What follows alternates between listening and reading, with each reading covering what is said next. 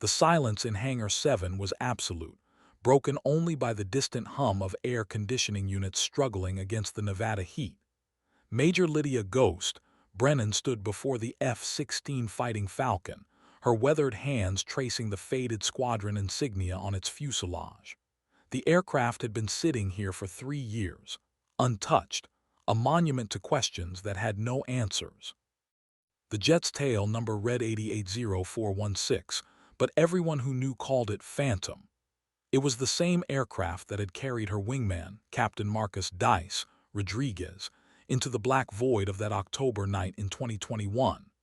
The same aircraft that had returned alone, its pilot seat empty, its canopy shattered, its systems reporting impossible readings that made seasoned mechanics shake their heads and walk away. Brennan's reflection stared back at her from the polished aluminum skin.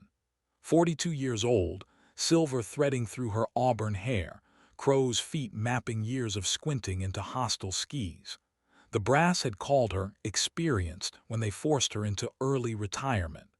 The younger pilots whispered washed up when they thought she couldn't hear. But tonight, something was different.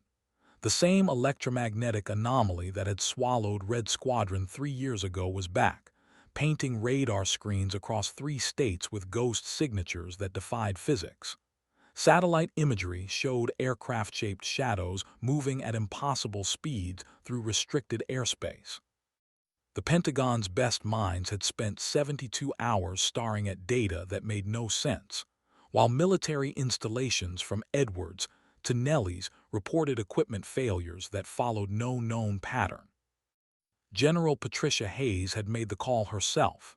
"Brennan," she'd said, her voice carrying the weight of desperation disguised as authority, "we need someone who knows what we're dealing with, someone who was there." The hangar's fluorescent lights flickered, casting dancing shadows across Phantom's wings. Brennan had been the only pilot to survive that night, the only one to see what happened when the sky itself seemed to tear open and swallow metal and men whole. She'd written the report that nobody believed, filed the testimony that disappeared into classified archives, lived with the nightmares that kept her awake for months. Now they wanted her back, the woman they dismissed as unstable, unreliable, unsuitable for active duty. The pilot whose warnings about atmospheric disturbances and electromagnetic anomalies had been filed under traumatic stress response. The ghost who'd lost her squadron to something that officially didn't exist. She pressed her palm against the aircraft's nose cone, feeling the cool metal against her skin. Somewhere in the distance, a klaxon began to wail. The storm was coming again, and this time she would be ready. The briefing room buzzed with the nervous energy of officers who'd been pulled from their beds at 300 hours. Maps covered every available surface, their edges curling under the weight of classified stamps and coffee stains. Major Brennan sat at the far end of the conference table, her silence drawing glances from the assembled personnel like a black hole pulling in light. Colonel James Hawk Morrison cleared his throat, his weathered face bearing the stern expression of a man who'd seen too many impossible things become terrifyingly real. "Ladies and gentlemen, what you're about to hear doesn't leave this room." At 23:47 hours, NORAD detected multiple unknown aircraft penetrating restricted airspace over the Nevada test range. These contacts appeared on radar for exactly 17 minutes before vanishing without trace. The projector screen flickered to life, displaying radar footage that made several officers lean forward in their chairs. Bright blips moved across the display in formations that defied aerodynamic principles, executing turns that would have liquefied any human pilot. Estimated speed exceeded Mach 4.2 at sea level, Morrison continued, his voice flat and professional.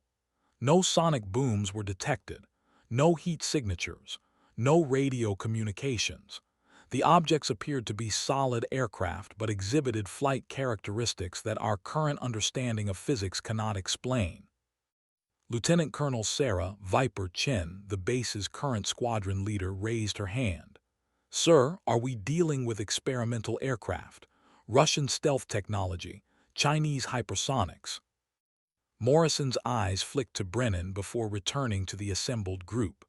3 years ago, we lost an entire squadron investigating similar phenomena. Red Squadron launched with 4 aircraft. Only one returned, and its pilot reported unusual circumstances surrounding the loss of her wingmen. The room fell silent. Everyone knew the stories about Red Squadron, though most assumed they were embellished war tales told over drinks at the officers' club. The kind of stories that grew more fantastic with each retelling until they bore no resemblance to reality. Brennan stood slowly, her chair scraping against the polished floor. "They weren't aircraft," she said quietly, her voice carrying the authority of someone who'd stared into the abyss and lived to remember it. "Not in any conventional sense. They moved like living things, responded to our presence like they were aware of us.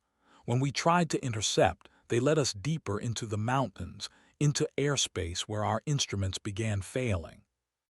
Chen shifted uncomfortably. "Major, with respect, the official report states that Red Squadron encountered severe weather conditions and electromagnetic interference. Equipment malfunction led to navigational errors." "The official report," Brennan replied, her green eyes hardening, "was written by people who weren't there. People who couldn't accept that our understanding of aerial warfare had just become obsolete." She moved to the projector, studying the radar patterns with the intensity of a predator analyzing prey. "These formations are identical to what we encountered 3 years ago. Same approach vectors, same flight characteristics, same electromagnetic signature that turns our most advanced systems into paperweights." The room's temperature seemed to drop several degrees. Morrison nodded grimly. "Which is why Major Brennan has been recalled to active duty. She's the only pilot who's encountered these phenomena and returned to tell about it." Brennan's fingers traced the edge of the conference table. "They're back because we never stopped them the first time. Whatever they are, wherever they come from, they're testing our defenses, learning our capabilities. Tonight, they're not just observing anymore." Through the briefing room's windows, the pre-dawn sky was beginning to show the first pale hints of sunrise. But something else was visible on the horizon, strange lights that pulsed with an otherworldly rhythm growing brighter by the minute. The waiting was over. The flight line at Nelly's Air Force Base stretched into the distance like a concrete river, its surface shimmering with heat mirages despite the early hour. Ground crews scurried between aircraft like ants preparing for war, their movements precise and urgent. The smell of jet fuel hung heavy in the air, mixing with the metallic tang of desert wind and the ozone scent that preceded thunderstorms.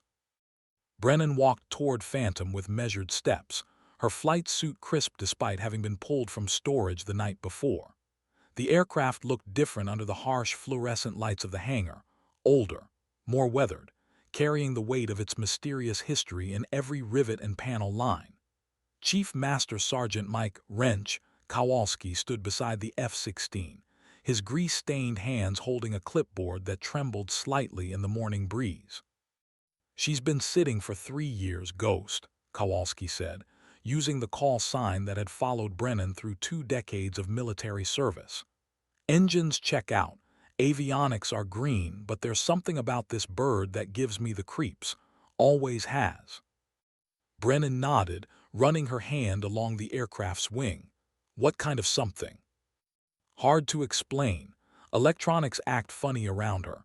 Radios pick up signals they shouldn't. Sometimes the engines spool up on their own during maintenance like she's trying to tell us something." He shook his head. "Sounds crazy, I know." After what happened to Red Squadron, crazy is relative. Brennan accepted the clipboard, scanning the pre-flight checklist with the methodical attention of someone who'd learned that overlooking details could mean the difference between coming home and disappearing forever. "Any word from the search teams?" "Nothing yet, but the electromagnetic readings are getting stronger. Whatever's out there, it's not trying to hide anymore." The pilot's equipment room was a sterile chamber of lockers and benches, fluorescent lights humming overhead like electronic insects. Brennan suited up with the ritual precision of a knight donning armor, each piece of equipment carrying the weight of survival. Helmet, oxygen mask, survival vest, pistol, emergency radio. The tools of aerial warfare, refined through decades of evolution and necessity. Lieutenant Colonel Chen entered as Brennan was adjusting her harness straps. "Major, I wanted to apologize for earlier. I didn't mean to question your experience." "You were doing your job, Viper. A good squadron leader questions everything, especially when it doesn't make sense." Brennan tested the seal on her oxygen mask, the familiar hiss of regulated air filling the silence. But tonight, sense is going to be in short supply. "What really happened out there, Ghost, off the record?" Brennan paused, her reflection staring back from the polished visor of her helmet. "We encountered something that changed the rules of engagement, something that made our training, our technology, our understanding of aerial combat completely irrelevant." She lifted the helmet, feeling its familiar weight. "Dice Rodriguez was the best pilot I ever flew with. 10 years of combat experience, reflexes like a cat, could thread a needle at Mach 2. Whatever took him down wasn't bound by the same limitations we are." Chen's face went pale. "And you think it's back?" "I don't think I know." Brennan stood, her equipment settling into familiar positions. "The question isn't whether it's back. The question is what it wants." Outside, the desert wind was picking up, carrying with it the electric smell of approaching weather. But the sky was clear, stars still visible despite the approaching dawn. Whatever storm was coming, it wouldn't be natural. The canopy of Phantom's cockpit closed with a mechanical whine that seemed to echo through dimensions. Brennan's hands moved across the instrument panel with muscle memory older than conscious thought, switches and dials responding to her touch like extensions of her own nervous system. The Pratt & Whitney F-100 engine spooled up with a rising whistle that sent vibrations through the aircraft's aluminum bones. "Nellie's Tower, Phantom requesting clearance for immediate departure." Brennan's voice crackled through the radio, professional and calm despite the electricity building in her chest. "Phantom, you are cleared for takeoff. Winds are calm, visibility unlimited. Be advised, multiple aircraft are holding for your mission priority." The F-16 rolled forward, its landing gear humming against the concrete runway. Through the canopy, Brennan could see ground crews stepping back, their faces turned upward to watch an aircraft that had become legendary for all the wrong reasons. Some crossed themselves. Others simply stared with the fascination of people witnessing history unfold. Tower Phantom is rolling. The engine's roar filled the cockpit as the throttle advanced to full power. G-forces pressed Brennan back into her ejection seat as the aircraft accelerated down the runway, desert landscape blurring past the cockpit windows. At 180 knots, she pulled back on the stick, and Phantom lifted off with the grace of a predator launching itself into its natural element. The ground fell away beneath them, Nevada's mountains and valleys spreading out like a topographical map painted in shades of brown and gold. At 10,000 feet, the sky opened up into an endless dome of star-scattered darkness, the horizon line crisp and clean in the thin air. "Phantom, this is Nellie's control. Vector heading 270, climb to Angels 20. Your target area is 60 miles west of your current position." "Control, Phantom copies. Heading 270, climbing to 20,000. The radio crackled with static, then cleared. "Phantom, be advised we're tracking multiple unknown contacts in your operational area. Appear to be holding position in a defensive formation." Brennan's grip tightened on the stick. "Control, can you give me count and bearing?" "Phantom, we show. Wait, that can't be right." The controller's voice carried the confusion of someone watching instruments that defied logic. "Phantom, we're reading 37 contacts, arranged in a perfect spiral pattern at various altitudes. They're not moving, just waiting." Through the canopy, the stars seemed to pulse with an unusual rhythm. Far ahead, Barely visible against the black sky, lights moved in patterns that hurt to look at directly. The electromagnetic interference was beginning already, making the radio hiss and pop with bursts of static. Control, Phantom has visual contact. Beginning approach. Phantom, for the record, what do you see out there? Brennan stared ahead at the impossible formations floating in the darkness, her training warring with the evidence of her own eyes. Control, I see the future of aerial warfare, and it's not human. The silence that followed was broken only by the steady hum of the F-16's engine and the electronic whisper of systems that were about to be tested beyond their design limits. The radar screen painted a picture that defied three-dimensional thinking. Contacts appeared and disappeared like ghosts, their positions shifting in patterns that suggested intelligence far beyond conventional aircraft. Brennan's hands moved across the instrument panel, adjusting sensors and communication equipment with the precision of someone who'd learned to function when normal rules no longer applied. Phantom Control, we're losing your signal. Repeat, we're experiencing communication difficulties. The radio dissolved into static, then cleared for a moment. Control, Phantom copies. I'm seeing significant electromagnetic interference at this position. Instruments are fluctuating but still functional. At 25,000 feet, the air was thin enough to see the curvature of the Earth. Below, the Nevada desert stretched endlessly, a moonscape of ancient mountains and forgotten valleys.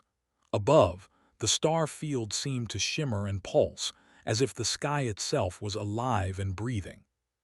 The first contact appeared on radar as a solid return, bearing 45 degrees relative, distance 12 miles. Then another, and another, until the scope showed a constellation of targets that moved with the fluid grace of birds in formation. But these weren't birds, and they weren't following any flight patterns found in terrestrial aircraft. Unknown aircraft, this is Major Brennan, United States Air Force. You are in restricted airspace. Identify yourself and state your intentions. The response came not through the radio, but through the aircraft systems themselves. Lights on the instrument panel began pulsing in sequence, creating patterns that seemed almost musical in their complexity. The heads-up display flickered with symbols that resembled no known language, geometric shapes that hurt to look at directly. Brennan's breathing quickened, the oxygen mask's regulator hissing with each inhalation. Control, Phantom. I'm receiving some kind of signal through the aircraft's electronics. Unknown method of transmission. Static filled the radio channel, then cleared to reveal not the voice of Nellie's control but something else entirely. The voice was human but distorted, as if transmitted through water or across vast distances. Ghost, can you hear me? The blood in Brennan's veins turned to ice. She recognized the voice, had heard it in nightmares for 3 years. Dice, Marcus, is that you? Ghost, don't trust what you see. They're not what they appear to be. The aircraft, the formations, it's all camouflage. They're showing you what you expect to see. The radar contacts began moving, closing distance with acceleration curves that should have been impossible. Brennan's thumb moved to the weapon select switch, but she hesitated. Everything about this situation contradicted her training, her experience, her understanding of aerial combat. Dice, where are you? What happened to Red Squadron? We're here, Ghost. We've been here the whole time, but we're not alive, not in the way you understand it. They kept us, used us, learned from us. Now they're ready for the next phase. The radio dissolved into static again, leaving Brennan alone with the sound of her own breathing and the steady hum of the F-16's engine. Outside the canopy, the star field had changed. The familiar constellations were gone, replaced by patterns that seemed to shift and flow like living things. She was no longer flying through Earth's atmosphere.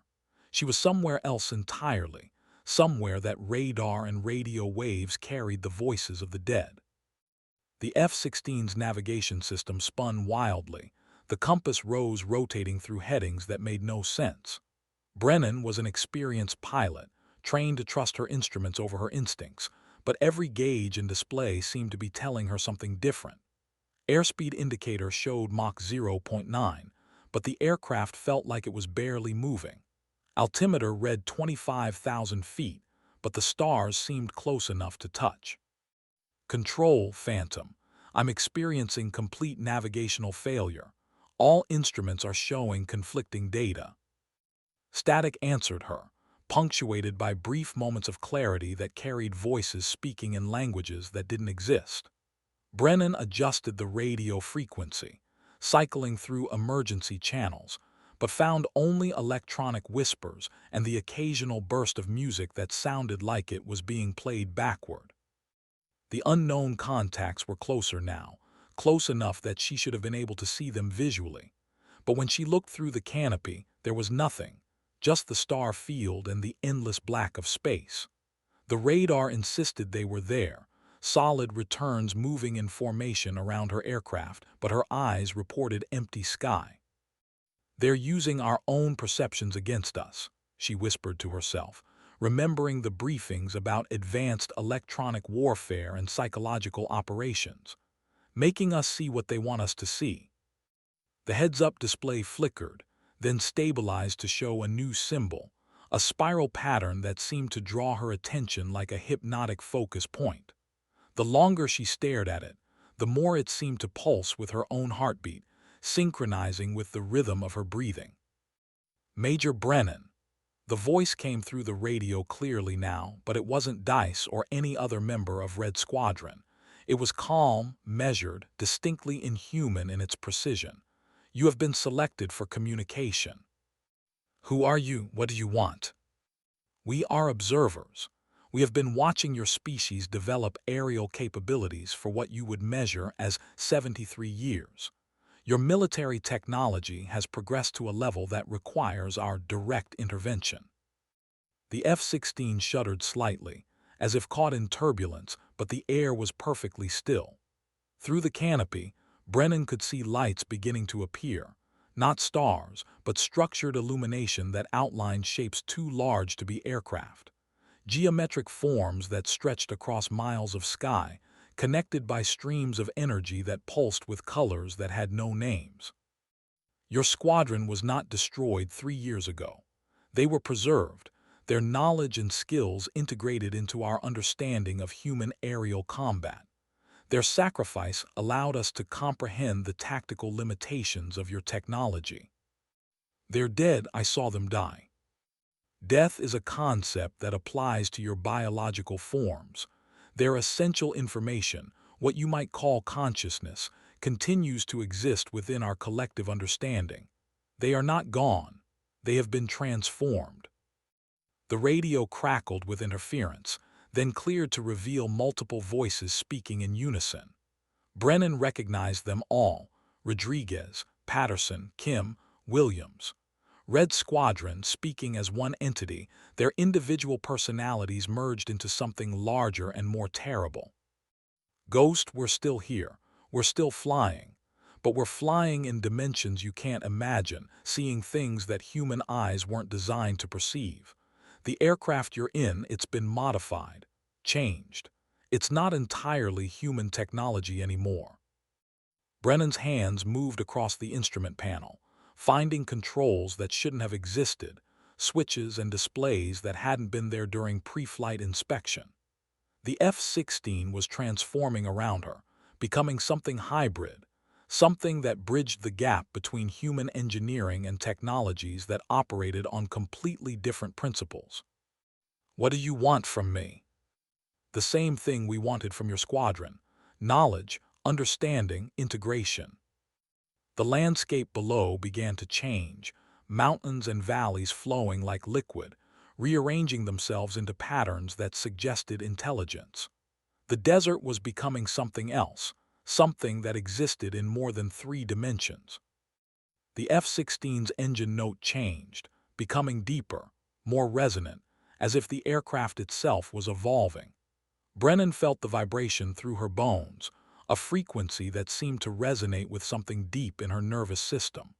The sensation was simultaneously terrifying and exhilarating, like standing at the edge of a cliff and feeling the urge to jump. Major Brennan, you have a choice to make. The voice was patient, almost gentle. You can resist, as your squadron initially did, and be overwhelmed by forces beyond your comprehension. Or you can embrace the transformation, become part of something greater than individual human existence. And if I refuse, then you will return to your base with no memory of this encounter. The phenomena will continue, escalating until your military forces are forced to respond with weapons that cannot harm us but will certainly harm yourselves. Your species will react to the unknown with violence, as you always have. The radio burst with static, then cleared to reveal the voice of Nellie's control. Phantom, this is Control. Please respond. We've lost all contact with your aircraft. What is your status?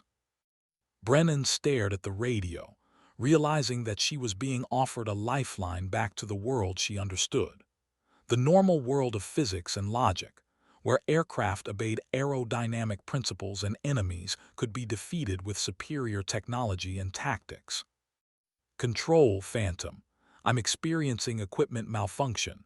All instruments are showing anomalous readings. Phantom, we're tracking your aircraft, but you appear to be stationary. Are you in distress? The unknown voice spoke again, overlaying the radio transmission. They cannot help you, Major. The choice is yours alone. Join us willingly or be taken by force. The outcome will be the same. Through the canopy, the landscape continued its impossible transformation. Mountains became geometric structures, valleys turned into flowing streams of light. The sky itself seemed to be opening, revealing spaces that extended beyond the 3 dimensions human perception could process. Brennan's finger moved to the ejection handle, but she hesitated. Ejecting would mean abandoning the aircraft, abandoning the mission, abandoning any chance of understanding what had happened to Red Squadron. But staying meant accepting a transformation she couldn't comprehend, becoming part of something that defied everything she believed about reality. Major, your squadron understood eventually. They saw the futility of resistance, the beauty of integration. They are not lost. They have been elevated. The voices of Red Squadron spoke again, harmonizing in ways that human voices shouldn't be able to achieve. Ghost, it's incredible here. We can see everything, understand everything. The limitations of biological existence, the boundaries of physical space, they're all illusions. We're free. The F-16 shuddered again, and Brennan felt the aircraft changing around her. The cockpit was expanding, controls morphing into configurations that suggested functions beyond flight. The heads-up display showed images of Earth from impossible angles, as if she was seeing the planet from multiple dimensions simultaneously. Time grows short, Major. Your military forces are mobilizing. We detect aircraft approaching from multiple directions. They will interpret our presence as hostile, and the situation will escalate beyond our ability to control peacefully. Through the radio, Brennan could hear the distant chatter of other pilots, squadron formations being vectored toward her position. The entire Western Air Defense Network was responding to whatever was happening in the Nevada desert. What happens to Earth if I refuse? Your species will be classified as a potential threat. Containment protocols will be implemented. Your development will be limited. The words carried weight that made Brennan's stomach clench. She was being offered a choice between personal transformation and planetary subjugation. The fate of humanity might rest on her decision, made alone in the cockpit of an aircraft that was no longer entirely human. And if I accept, you become our representative to your species, the bridge between human understanding and our reality. Your military forces will be stood down, and contact will be established through proper channels. Gradual integration rather than forced assimilation. The radio crackled with urgent communications. Phantom, Control, we have multiple aircraft inbound to your position. F-22s from Edwards, F-15s from Kingsley. What is your status? Brennan closed her eyes, feeling the weight of the decision pressing down on her like physical force. When she opened them, the star field had changed again. The familiar constellations were returning, but they seemed somehow different, as if she was seeing them through enhanced perception. Major, your answer. The sound of approaching jet engines echoed through the night sky, human technology racing to confront the unknown. In minutes, the situation would escalate beyond anyone's ability to control. The choice was hers, but the consequences would affect every living thing on Earth. I need to know something first, Brennan said. Red Squadron, are they really still alive, or are you just using their memories to manipulate me? The response came not through the radio, but through the aircraft systems. Every display, every gauge, every warning light began pulsing in perfect synchronization. The cockpit filled with a harmony that seemed to come from everywhere and nowhere, voices singing in frequencies that bypassed her ears and spoke directly to her consciousness. It was Red Squadron, but transformed beyond human recognition. They were still individuals, but connected to something vastly larger, their personalities preserved but enhanced by integration with intelligences that spanned star systems. They were more than human, but somehow still themselves. Ghost, we're still here. We're still your squadron, but we're also something more, something better. Join us. The approaching aircraft were visible now, lights moving against the star field like mechanical constellations. Human pilots in human aircraft, carrying human weapons, approaching a situation they couldn't possibly understand. Brennan's hand moved to the radio transmitter. Control, this is Phantom. I'm going to need you to recall those aircraft, all of them, immediately. Phantom, negative. We cannot recall intercept aircraft without knowing your status. Control, my status is that I'm preventing a war that humanity cannot win. Recall those aircraft, or we're all going to lose everything. The unknown voice spoke again, patient but urgent. Major, the window for peaceful resolution is closing. Your military forces are armed with weapons that will be interpreted as hostile intent. We will be forced to respond. Give me 10 minutes. I can make them understand. 10 minutes may be too long. Nuclear weapons are being prepared at 3 separate facilities. Your leaders fear what they cannot comprehend. The radio burst with activity as the intercept aircraft established communication with Nellie's control. Brennan could hear the confusion in their voices, the tension of pilots approaching an unknown situation with weapons ready and orders to fire if threatened. Eagle Flight, this is Control. Target is a single F-16 at Angels 25. Pilot is unresponsive and showing signs of equipment malfunction. Approach with caution. Control, Eagle 1. We have visual on target aircraft, but, sir, there's something else out here. Multiple contacts, large signatures, arranged in formation around the F-16. They're not showing up on radar. The transformation was accelerating. Brennan could feel the aircraft changing around her, becoming something that existed in multiple dimensions simultaneously.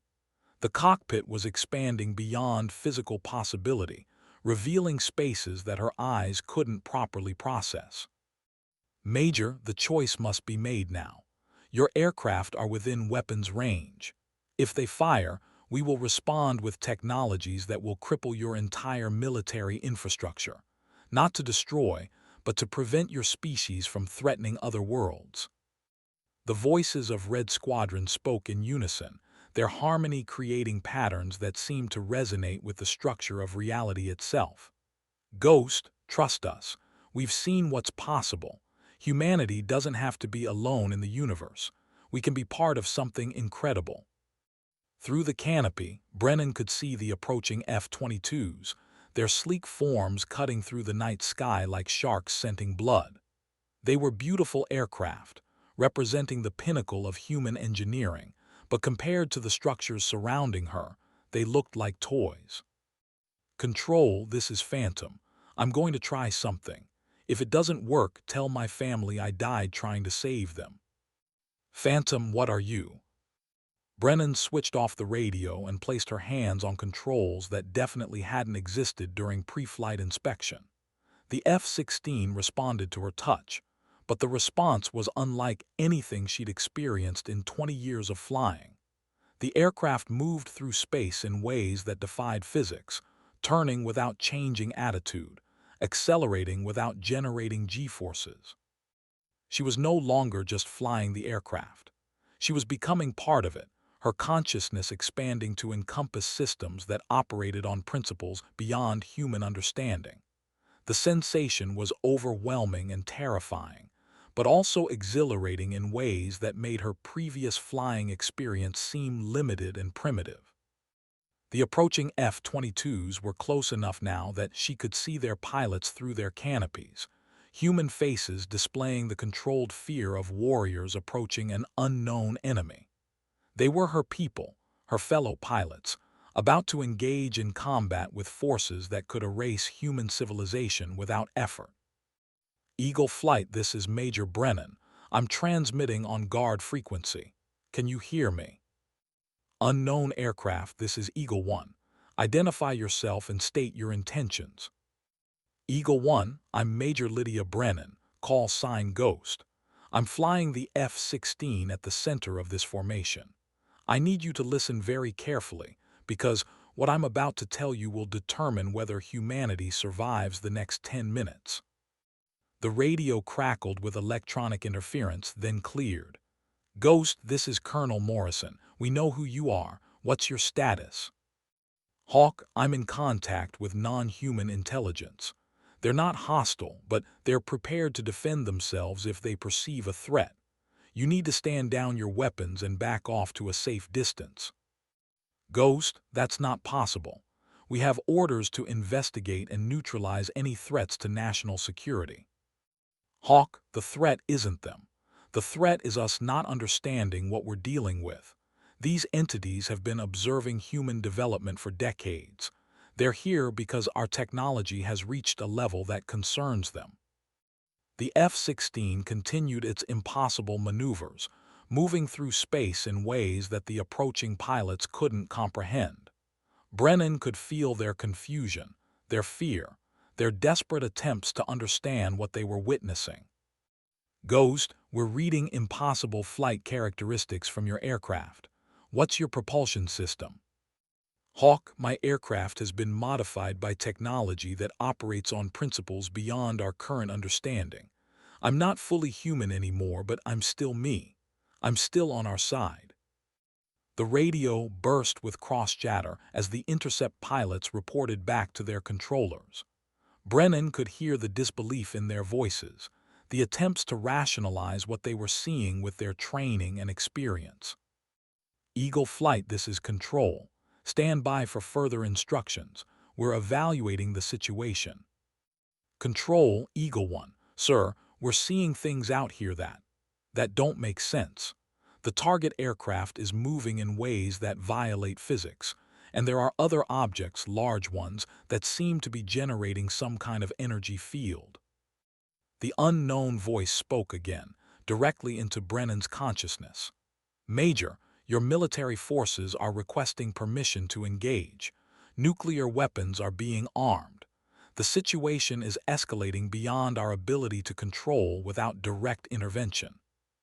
What kind of intervention? We will disable all military technology within a radius of 500 kilometers. Aircraft will be forced to land.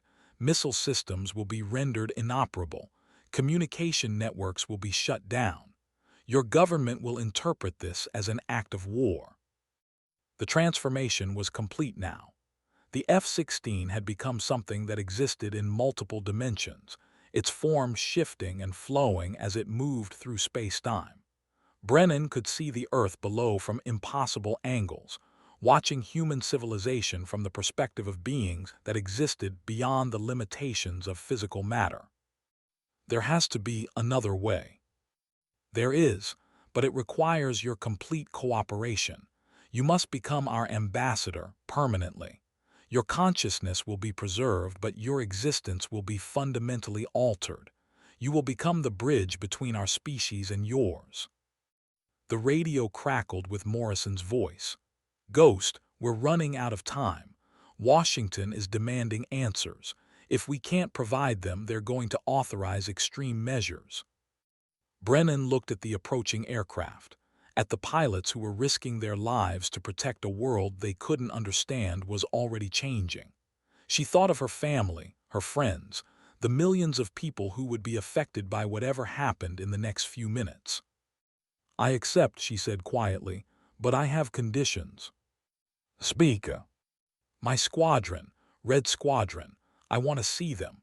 I want to know they're really still alive, not just memories you're using to manipulate me." The cockpit filled with light that seemed to come from everywhere and nowhere.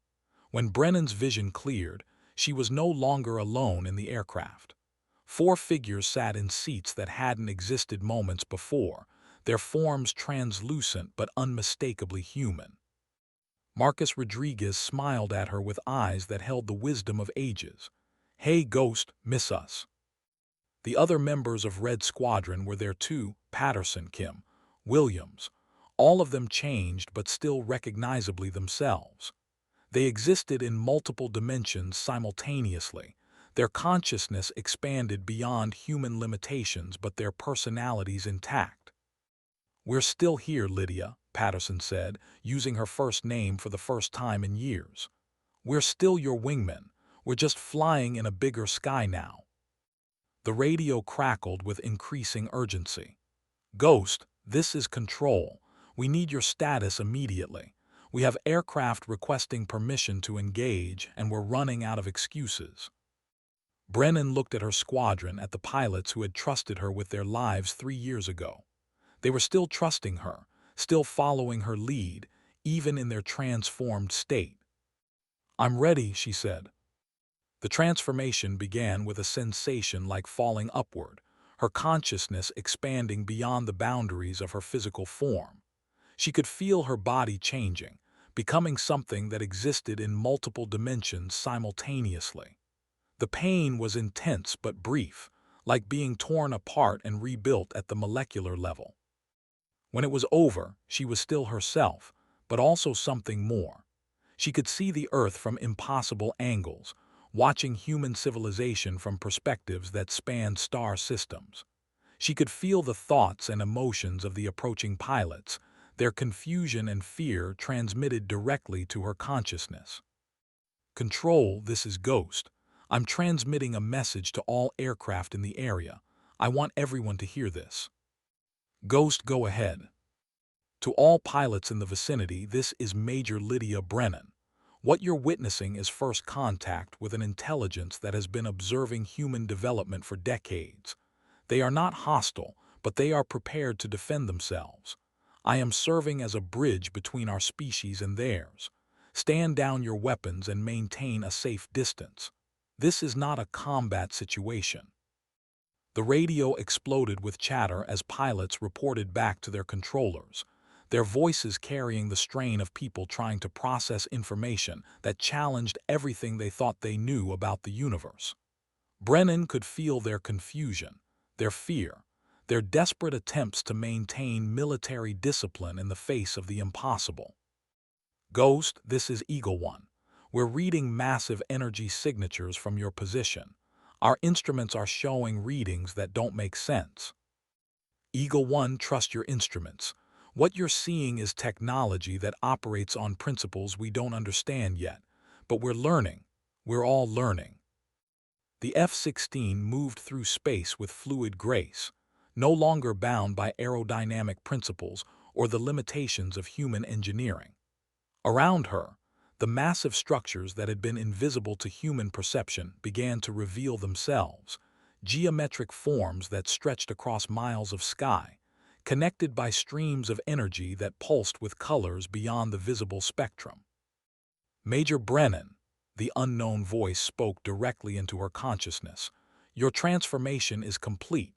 You now exist in multiple dimensions simultaneously. Your human form is preserved, but your consciousness has been expanded to encompass realities beyond physical matter.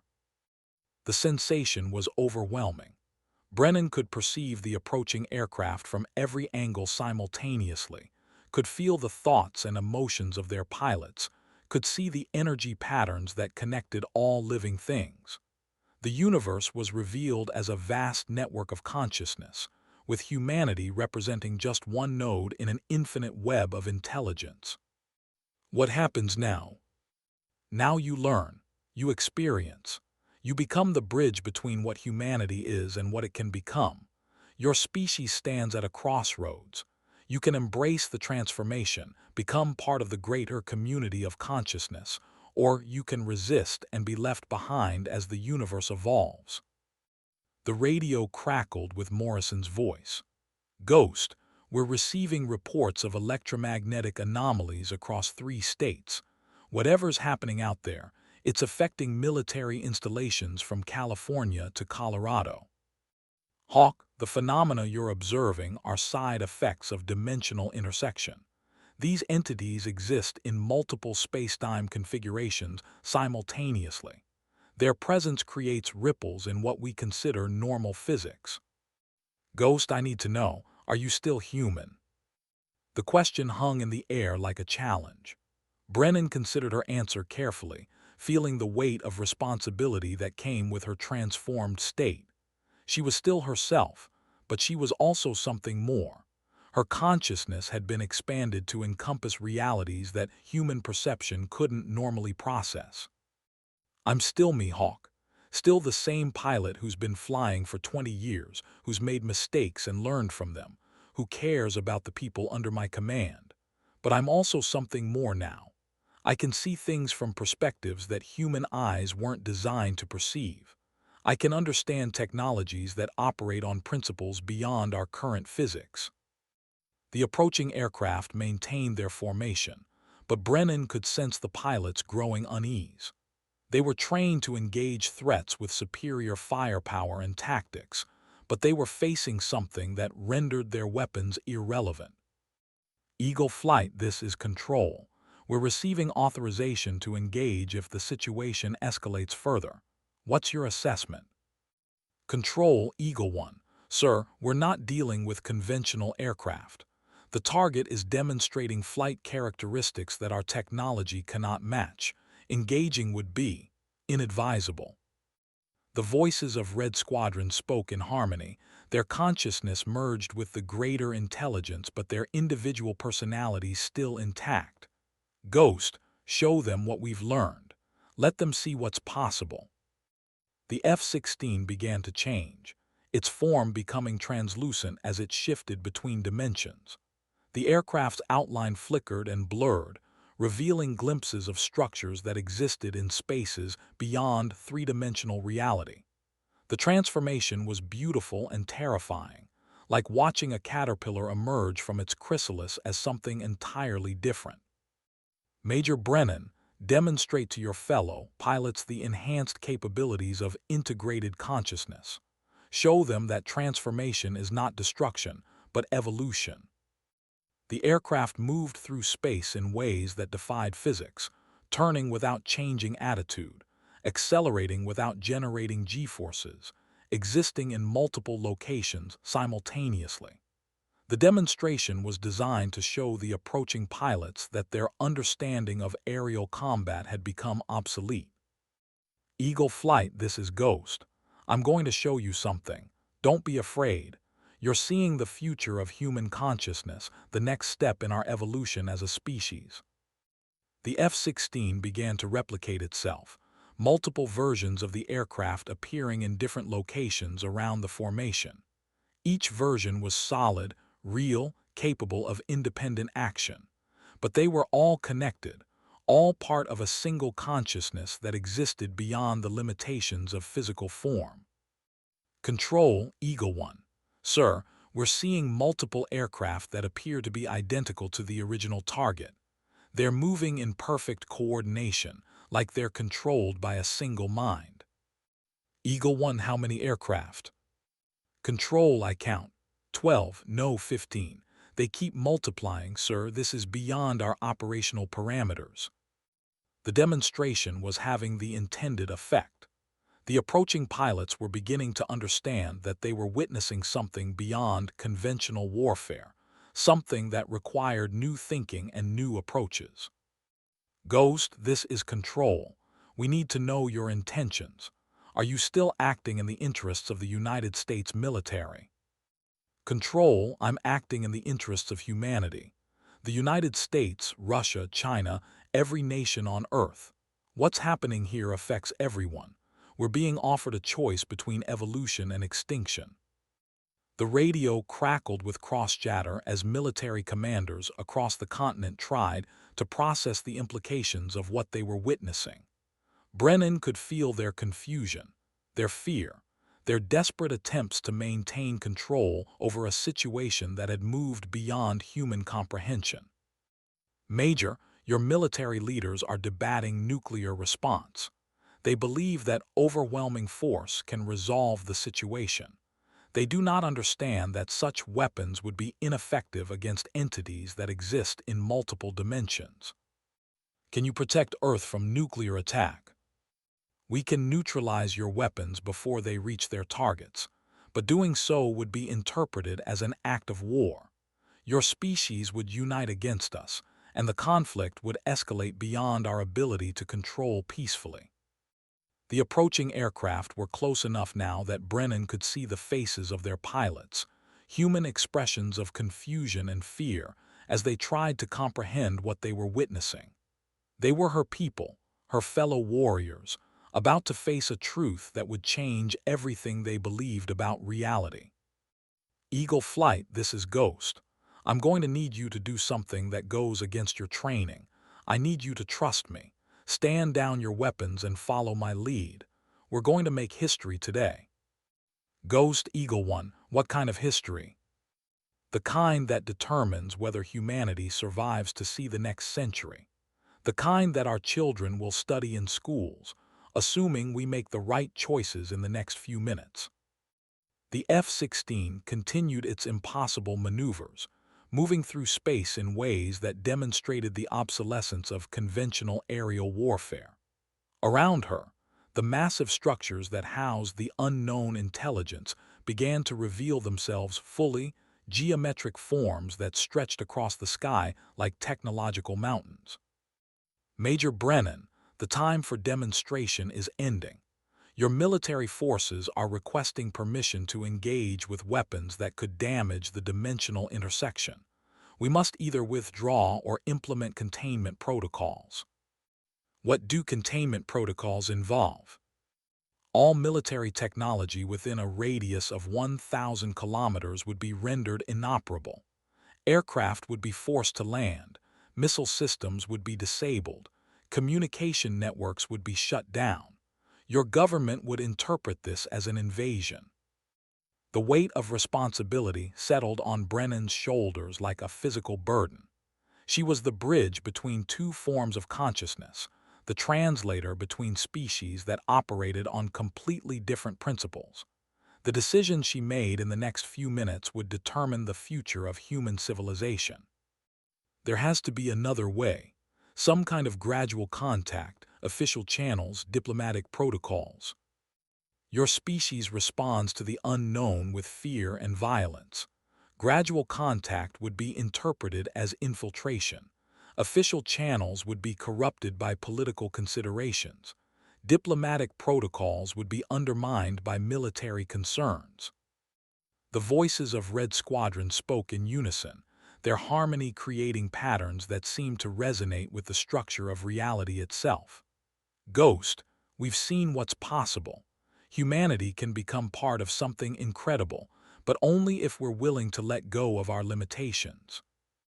The radio crackled with urgent communications as military commanders across the continent coordinated their response.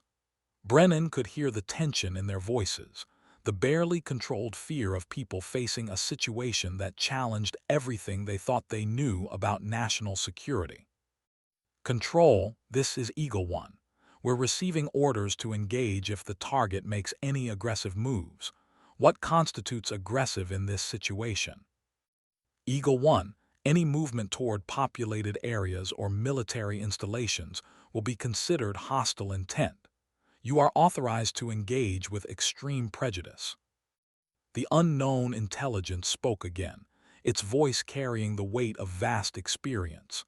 Major, your military forces are interpreting our presence as preparation for invasion. They cannot conceive of intelligence that has no interest in conquest or domination. Then help them understand. Show them what you really want. What we want is irrelevant. What matters is what humanity chooses to become. We are offering evolution, but evolution cannot be forced. It must be chosen, embraced, accepted willingly.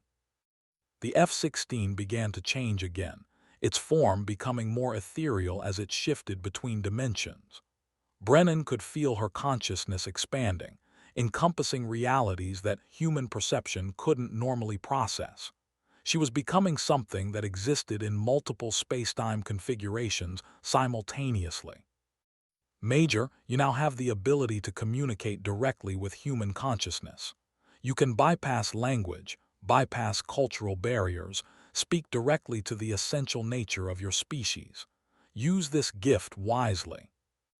The approaching aircraft were within visual range now, their sleek forms cutting through the night sky like mechanical predators. Brennan could see the pilots' faces, human expressions of determination and fear as they prepared to engage an enemy they couldn't understand. Eagle Flight, this is Ghost.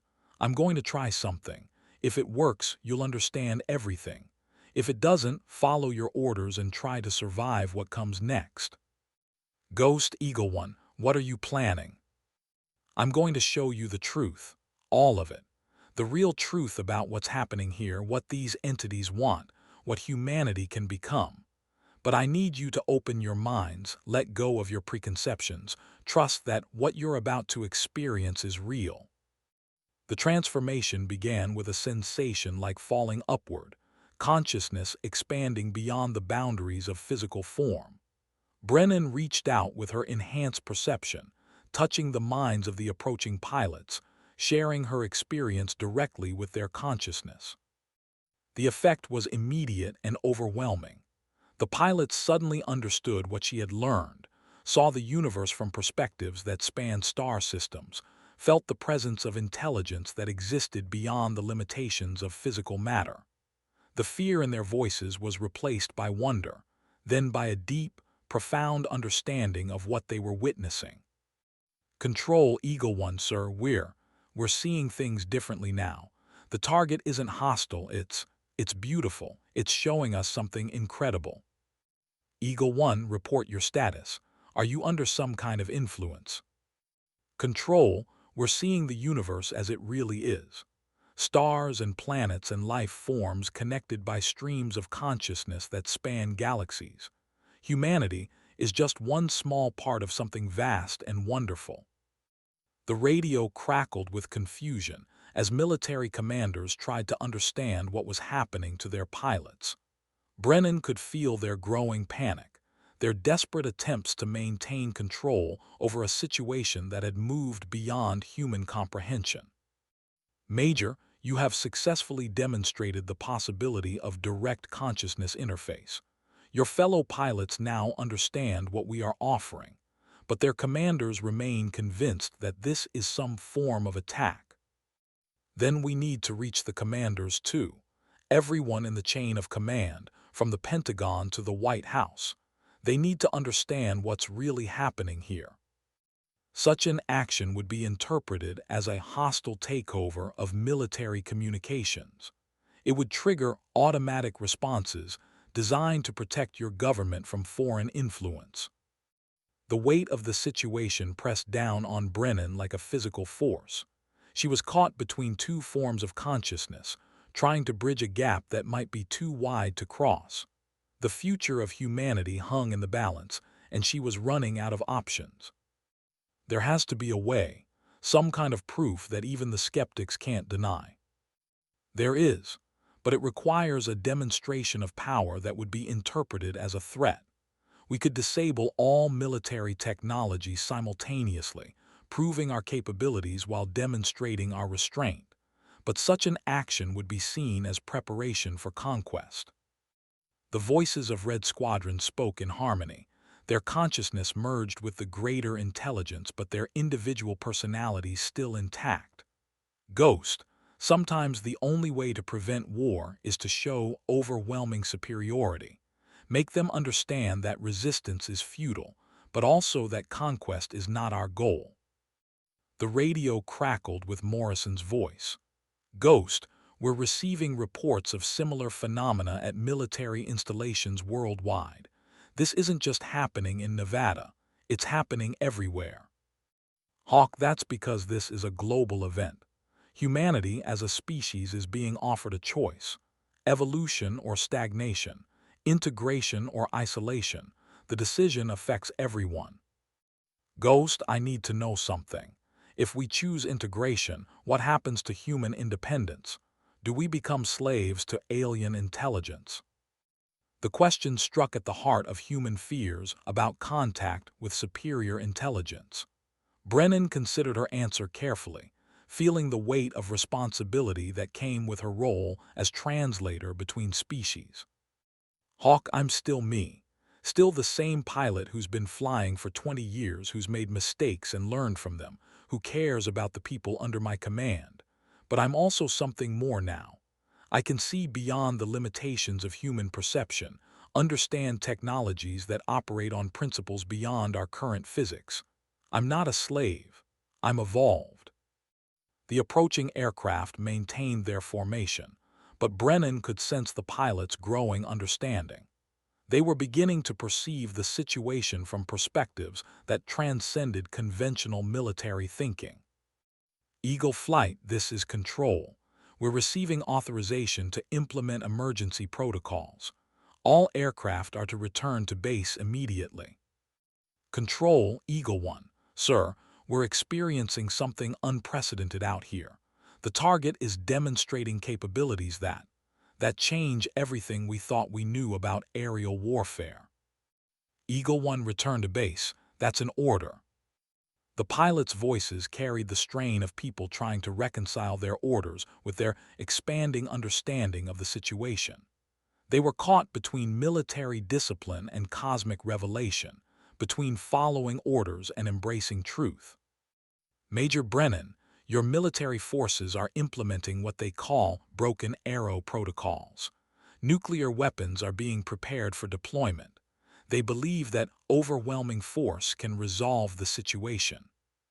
Can you stop them? We can neutralize the weapons before they reach their targets, but doing so would prove to your leaders that we possess capabilities that threaten their concept of national security. The conflict would escalate beyond our ability to control peacefully. The F-16 continued its impossible maneuvers, moving through space in ways that demonstrated the obsolescence of conventional warfare. Around her, the massive structures that housed the unknown intelligence began to pulse with energy that seemed to resonate with the fundamental frequencies of reality itself. There has to be another way, some kind of demonstration that shows your peaceful intentions while proving your capabilities. There is, but it requires the cooperation of your entire military command structure.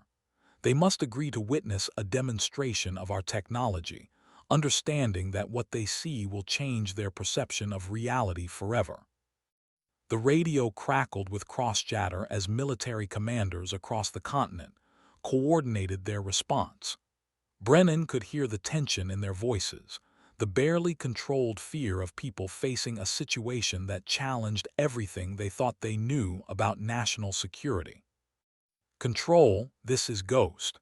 I'm going to make a proposal, a demonstration that will prove the peaceful intentions of these entities while showing their capabilities. But I need agreement from the highest levels of command. Ghost, you're in no position to make demands. You're a single pilot in a compromised aircraft, surrounded by unknown hostiles. Control, I'm the only person who can communicate with these entities. I'm the bridge between their consciousness and ours. Without me, this situation escalates into a conflict that humanity cannot win. The unknown intelligence spoke again, its voice carrying the weight of vast experience. Major, your military leaders are debating nuclear response. They believe that overwhelming force can resolve the situation. They do not understand that such weapons would be ineffective against entities that exist in multiple dimensions. Then show them. Demonstrate your capabilities in a way that proves your peaceful intentions while making it clear that resistance is futile. Such a demonstration would require the temporary suspension of all military technology within a radius of 2,000 kilometers. Aircraft would be forced to land, missile systems would be disabled, communication networks would be shut down. Your government would interpret this as an act of war. The weight of the decision settled on Brennan's shoulders like a physical burden. She was being asked to choose between protecting her fellow pilots and preventing a war that could destroy human civilization. The choice was impossible, but it had to be made. Do it, but give me time to explain what's happening. Let me prepare them for what they're about to experience. You have 3 minutes, Major. After that, the demonstration begins whether your leaders are prepared or not.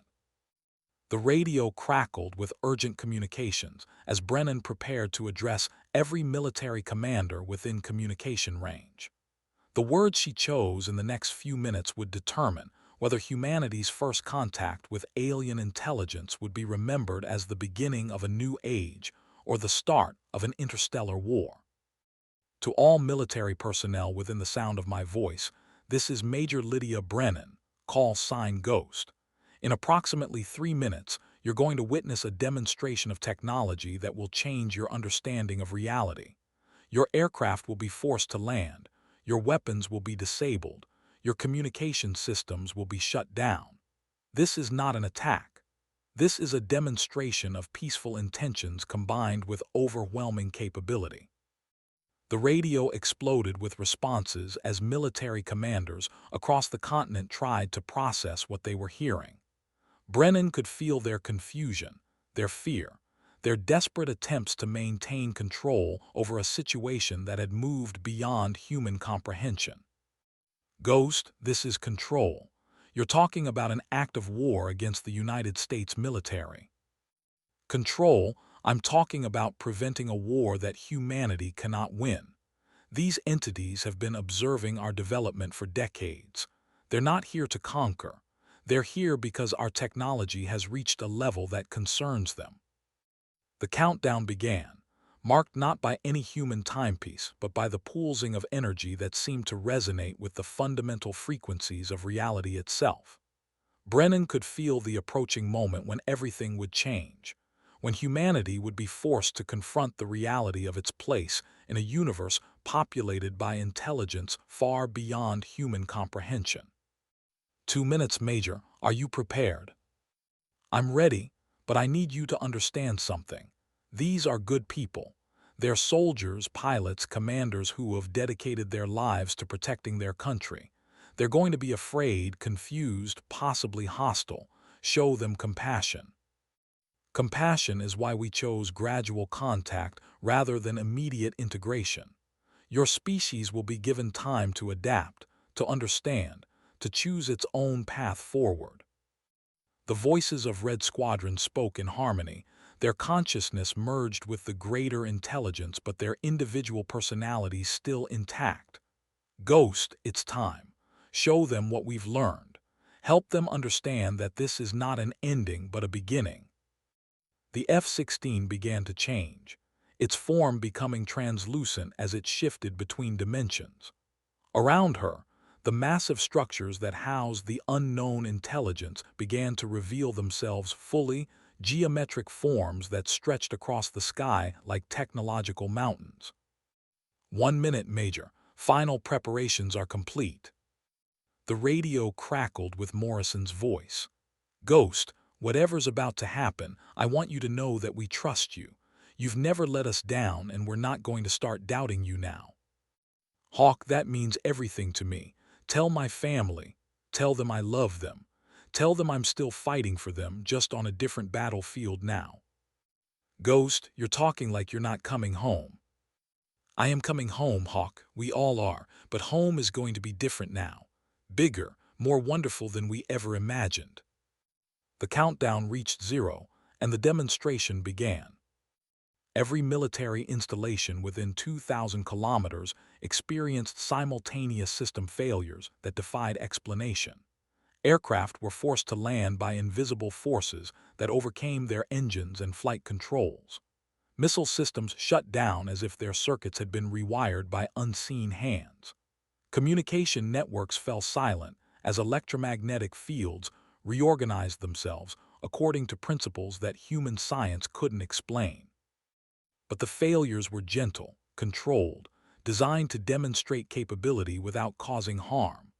Pilots found their aircraft settling to the ground with impossible softness, their engines shutting down but their life support systems remaining active. Missile technicians watched their weapon systems power down in sequence, displaying shutdown procedures that no human programmer had ever written. Control, Eagle One. Sir, we're experiencing controlled landing sequence. All systems are responding to external influence, but we're not in distress. Repeat, we are not in distress. The radio crackled with similar reports from across the continent. Military commanders found themselves witnessing the systematic demonstration of technology that rendered their most advanced weapons obsolete, but without a single casualty or act of aggression. Major Brennan, the demonstration is complete. Your military forces now understand that resistance is futile, but they also understand that conquest is not our goal. The next phase begins now. The F-16 descended through layers of atmosphere that seemed to exist in multiple dimensions simultaneously, its form shifting and changing as it moved between realities. Brennan could feel her consciousness expanding, encompassing perspectives that spanned star systems, touching the minds of intelligence that existed beyond the limitations of physical matter. What happens now? Now you become what you were always meant to be, the bridge between human consciousness and cosmic awareness. Your species has been chosen for integration, but integration must be voluntary. You will serve as the translator, helping humanity understand what it means to be part of something greater than individual existence. The voices of Red Squadron spoke in unison, their harmony creating patterns that seemed to resonate with the structure of reality itself. Ghost, we're still here. We're still your squadron. We're still following your lead, even in this new form of existence. The aircraft touched down on a runway that existed in multiple dimensions simultaneously, its landing gear making contact with surfaces that were both solid and ethereal. Around her, the massive structures that housed the unknown intelligence began to reveal their true nature, not spacecraft or buildings, but living constructs that existed as extensions of consciousness itself. Major, your transformation is complete. You now exist in multiple realities simultaneously. Your human form is preserved, but your consciousness has been expanded to encompass realities beyond physical matter. You are no longer limited by the boundaries of individual existence. The sensation was overwhelming and exhilarating. Brennan could perceive the Earth from impossible angles, watching human civilization from perspectives that spanned galaxies. She could feel the thoughts and emotions of every living thing, could understand the connections that bound all consciousness together in an infinite web of awareness. What about humanity? What happens to my species? Humanity will be given a choice. Those who choose integration will be transformed as you have been transformed. Those who choose to remain as they are will be allowed to continue their existence, but they will be isolated from the greater community of consciousness. Your planet will be divided between those who embrace evolution and those who prefer limitation. The radio crackled with Morrison's voice. Ghost, we're receiving reports of similar phenomena worldwide. Military installations on every continent are experiencing identical system failures. This is a global event. Hawk, that's because this is a species-wide choice. Every human being on Earth is going to have to decide what they want to become. The age of individual nations competing for resources is ending. The age of collective consciousness is beginning. The transformation was spreading, rippling outward from the point of contact like waves in a cosmic ocean. Brennan could feel other minds beginning to expand, other consciousness beginning to touch the greater reality that existed beyond human perception. Major, you now have the ability to communicate directly with human consciousness. You can bypass language, bypass cultural barriers, speak directly to the essential nature of your species. Use this gift to help them understand what they are being offered. The F-16 had become something that existed in multiple dimensions simultaneously, its form shifting and flowing as it moved between realities. But it was still recognizably human technology, still connected to the civilization that had created it. The bridge between what humanity was and what it could become. Ghost, this is Control. We're receiving reports of contact phenomena at military installations worldwide. Whatever's happening, it's not limited to Nevada. Control, that's because this is first contact with an intelligence that exists beyond our current understanding. They're not invaders, they're teachers. They're offering humanity a chance to join something greater than individual existence. The radio crackled with cross-chatter as military commanders across the globe tried to process the implications of what they were witnessing. Brennan could feel their confusion, their fear, their desperate attempts to maintain control over a situation that had moved beyond human comprehension. Major, your military leaders are requesting communication with our intelligence. They wish to establish formal diplomatic contact. Can you communicate with them directly? We can, but they lack the consciousness expansion necessary to understand our true nature. They would interpret our communication as telepathic invasion. You must serve as the translator, helping them understand concepts that exist beyond their current perception. The weight of responsibility settled on Brennan's shoulders like a cosmic burden. She was no longer just a pilot or a military officer. She was the representative of humanity to an intelligence that spanned star systems, the bridge between individual consciousness and collective awareness. Control, this is Ghost. I'm going to serve as a communication interface between human military command and the intelligence we've made contact with. Patch me through to the Pentagon, to the White House, to every military commander who needs to understand what's happening. Ghost, you're asking for access to the highest levels of government. You're a major in the Air Force, not a diplomat. Control, I'm the only person who can communicate with these entities. I'm the bridge between their consciousness and ours. Without me, this situation escalates into a conflict that humanity cannot win. The radio crackled with the sounds of emergency protocols being implemented at the highest levels of government. Brennan could feel the fear and confusion of political leaders who were being asked to make decisions about the future of human civilization based on information they couldn't fully comprehend. Major, your government leaders are gathering in secure facilities. They believe they are preparing for invasion. They cannot conceive of intelligence that has no interest in conquest or domination. Then we need to show them. Demonstrate your capabilities in a way that proves your peaceful intentions while making it clear that cooperation is the only viable option. Such a demonstration would require direct interface with human consciousness at the highest levels of government. They would need to experience what you have experienced, understand what you have understood. The voices of Red Squadron spoke in harmony. Their consciousness merged with the greater intelligence, but their individual personalities still intact. Ghost, it's time to show them the truth. All of it. The real truth about what's possible when consciousness is liberated from the limitations of individual existence.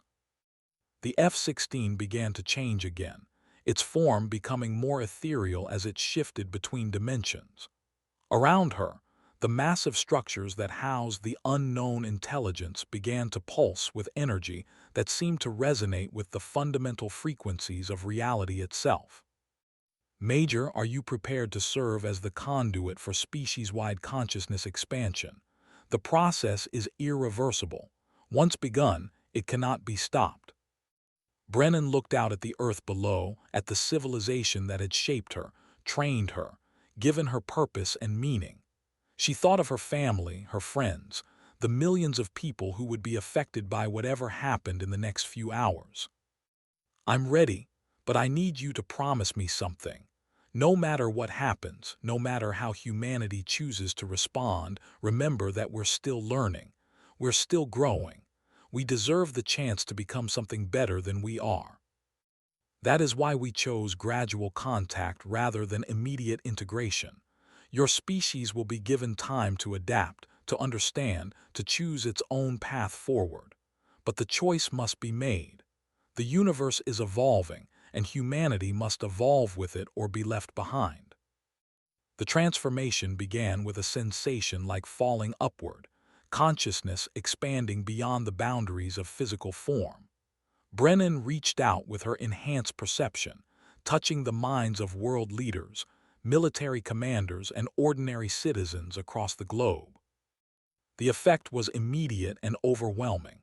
Suddenly, everyone on Earth could perceive the universe from perspectives that spanned galaxies, could feel the presence of intelligence that existed beyond the limitations of physical matter. The fear and confusion were replaced by wonder, then by a deep, profound understanding of what they were being offered. My fellow humans, Brennan's voice echoed in the consciousness of every person on Earth, we are not alone. We have never been alone. We are part of something vast and wonderful, something that connects all consciousness across the universe. We are being offered the chance to join that community, to become part of something greater than individual existence. The response was immediate and global. Some embraced the transformation, their consciousness expanding to encompass realities beyond human perception. Others resisted, clinging to familiar limitations and individual identity. The planet began to divide along lines of consciousness, between those who chose evolution and those who preferred stagnation. Major, the choice has been made. Approximately 60% of your species has chosen integration. The remaining 40% will be allowed to continue their existence in isolated communities, but they will be cut off from the greater community of consciousness. What happens to the ones who choose isolation? They will be provided with everything they need to maintain their civilization: technology, resources, knowledge, but they will not be allowed to spread beyond Earth. They will remain a single planet species, limited by the boundaries of individual consciousness. The voices of Red Squadron spoke in unison, their harmony creating patterns that seemed to resonate with the structure of reality itself. Ghost, we're still here. We're still your squadron. We're still following your lead, even in this new form of existence. The F-16 settled onto a runway that existed in multiple dimensions simultaneously, its transformation complete. Around her, the massive structures that housed the unknown intelligence began to reveal their true nature, not spacecraft or buildings, but living constructs that existed as extensions of consciousness itself. Major, your mission is complete. You have successfully bridged the gap between human consciousness and cosmic awareness. Your species has been integrated into the greater community of consciousness. You are no longer alone in the universe. The radio crackled with Morrison's voice, but it was different now, expanded and enhanced by the consciousness transformation. Ghost, we're receiving reports of worldwide transformation. 60% of military personnel have chosen integration. The remaining 40% are being relocated to designated areas. Hawk, that's because this is species-wide evolution. Those who choose integration will become part of something greater than individual existence. Those who choose isolation will be allowed to continue their familiar way of life. The transformation was spreading, rippling outward from the point of contact like waves in a cosmic ocean. Brennan could feel other minds beginning to expand, other consciousness beginning to touch the greater reality that existed beyond human perception. Major, you now have the ability to exist in multiple realities simultaneously. You can travel between dimensions, communicate with intelligence that spans star systems, understand technologies that operate on principles beyond current human physics. The sensation was overwhelming and exhilarating. Brennan could perceive the Earth from impossible angles, watching human civilization from perspectives that span galaxies. She could feel the thoughts and emotions of every integrated consciousness, could understand the connections that bound all awareness together in an infinite web of intelligence. What about the future? What happens to humanity now? Humanity continues to evolve. Those who chose integration will explore realities beyond current imagination. They will travel between star systems, communicate with intelligence that exists in dimensions beyond physical matter, become part of the cosmic community that spans the universe. The voices of Red Squadron spoke in harmony, their consciousness merged with the greater intelligence but their individual personalities still intact. Ghost, we're still here. We're still your squadron. We're still flying, just in a bigger sky now. The F-16 had become something that existed in multiple dimensions simultaneously, its form shifting and flowing as it moved between realities. But it was still recognizably human technology, still connected to the civilization that had created it. The bridge between what humanity was and what it had become. Major, your transformation is complete. You are no longer limited by the boundaries of individual existence. You are part of something vast and wonderful, something that connects all consciousness across the universe. The Earth below looked different now, divided between areas of expanded consciousness and regions of traditional human civilization. The integrated communities glowed with energy that seemed to resonate with the fundamental frequencies of reality itself. The isolated communities continued their familiar patterns, unaware of the cosmic community that surrounded them. Control, this is Ghost. I'm transmitting final report. Mission accomplished. First contact established. Species integration successful. Humanity has joined the cosmic community. Ghost Control, what's your status? Control, my status is evolved. I exist in multiple realities simultaneously. I can communicate with intelligence that spans star systems. I understand technologies that operate on principles beyond current human physics. I am no longer limited by the boundaries of individual existence. The radio crackled with the sounds of a world transforming, of consciousness expanding beyond the limitations of physical matter. Brennan could feel the joy and wonder of those who had chosen integration, the fear and confusion of those who had chosen isolation. Major, your mission continues. You will serve as the bridge between integrated consciousness and isolated communities. You will help those who choose evolution to understand their new capabilities. You will protect those who choose isolation from the consequences of their limitations. What about Red Squadron? What happens to them? Red Squadron continues to exist, but in expanded form. They are no longer limited by individual aircraft or physical location. They exist as a collective consciousness that can manifest in multiple realities simultaneously. They are still your squadron, but they are also something more. The voices of Red Squadron spoke in unison, their harmony creating patterns that seemed to resonate with the structure of reality itself. Ghost, we're still here. We're still your wingmen. We're still following your lead, even in this new form of existence. The F-16 began to change again, its form becoming more ethereal as it shifted between dimensions. Around her, the massive structures that housed the unknown intelligence began to reveal their true nature, not spacecraft or buildings, but living constructs that existed as extensions of consciousness itself. Major, You now have the ability to manifest in multiple realities simultaneously. You can appear as human to those who need familiar forms, or as pure consciousness to those who have transcended physical limitations. You are the eternal bridge between what humanity was and what it has become. The transformation was complete. Brennan existed in multiple dimensions simultaneously. Her consciousness expanded to encompass realities beyond human perception. She could feel the thoughts and emotions of every integrated consciousness, could understand the connections that bound all awareness together in an infinite web of intelligence. Control, this is Ghost. Final transmission. I am no longer limited by the boundaries of individual existence.